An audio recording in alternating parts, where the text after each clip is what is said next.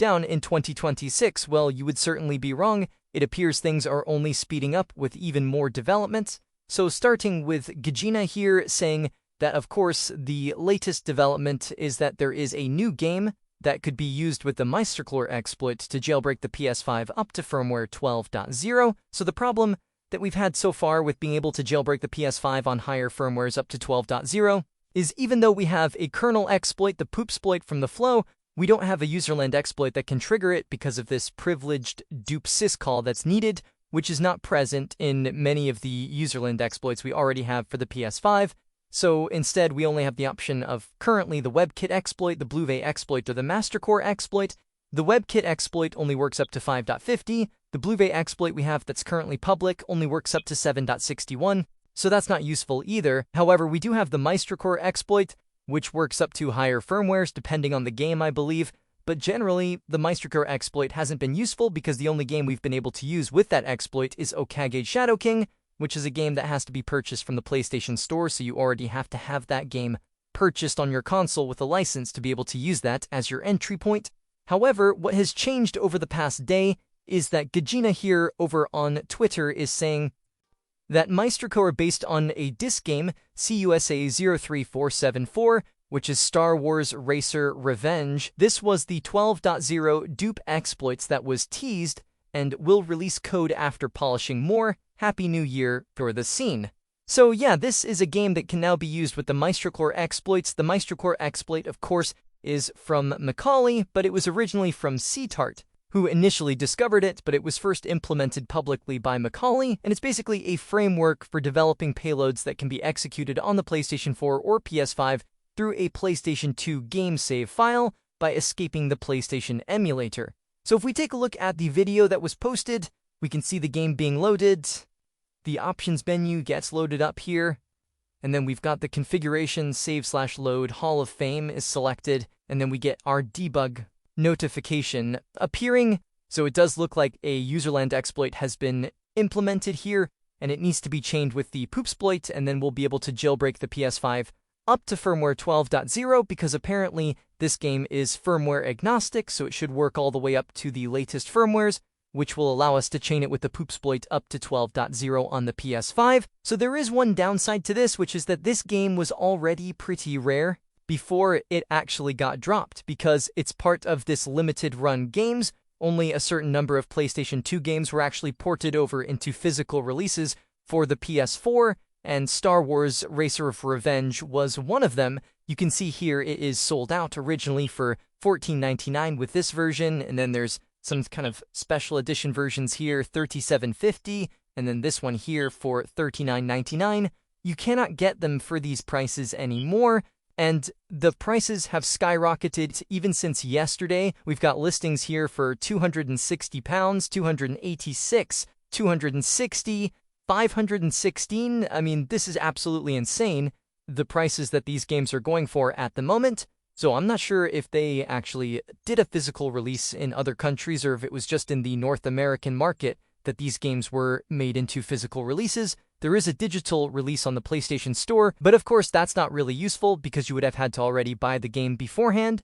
So you need the physical copy, and this is just pricing out pretty much everybody from being able to get a copy of this game.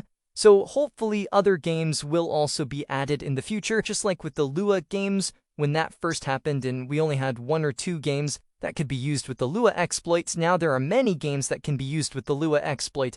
So the hope is that the same thing will eventually happen here, and we'll get more games that could be used. There is this list on wololo.net of PlayStation 2 emulated games that got a physical release on the PS4. So there are a bunch of games here. One game that's also been mentioned is this Fahrenheit 50th Anniversary Edition as another potential option. So the hope is that other games will get ported, and then you'll be able to get one at a more reasonable price to be able to jailbreak your PS5. However, of course, Gajina is saying here that just a reminder, if you don't know how to port Mastic0re, do not buy any other PlayStation 2 emulated games right now because it's not straightforward to do. It's no plans on adding more supports to other games. So currently, that is what is stated at the moment. So I'm still hoping that, given how insane the prices are of this Star Wars game, that hopefully some other games will get ported.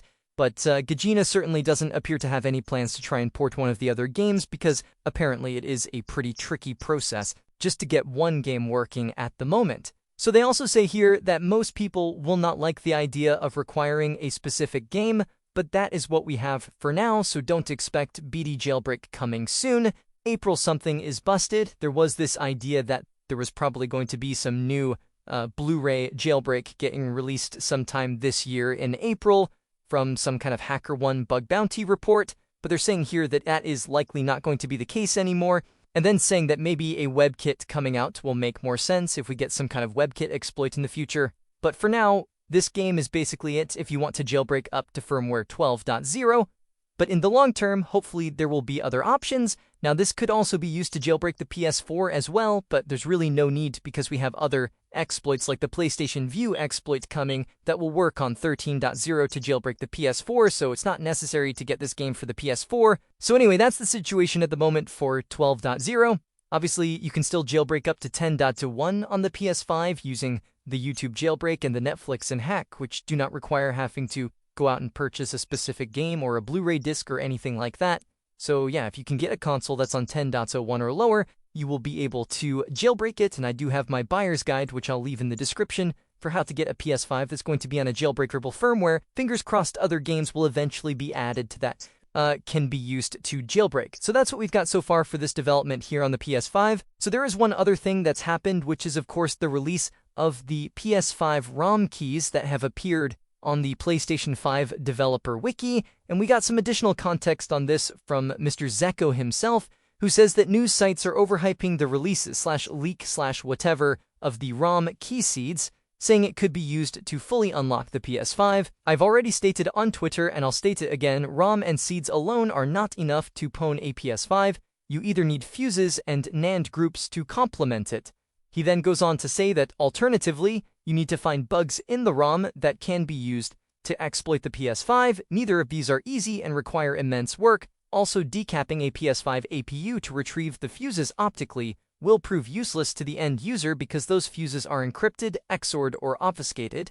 He's also stated that if you have the ROM, you have the algorithm to decrypt the IPL and the flash, as well as the master key seeds, and if you have the master fuses together with the ROM, you can generate the master keys. Finally, if you have the S-Flash PS4 case or NAND Groups PS5 case, you have everything needed to decrypt the entire chain of command, and that it would give you the ability to decrypt stuff, but fake packages are still controlled by the A53 IO coprocessor, and a mod chip is only possible with a flaw in the ROM. So the TLDR is that these keys appear to be being overhyped at the moment, and may not necessarily lead to any huge developments, at least in the short term.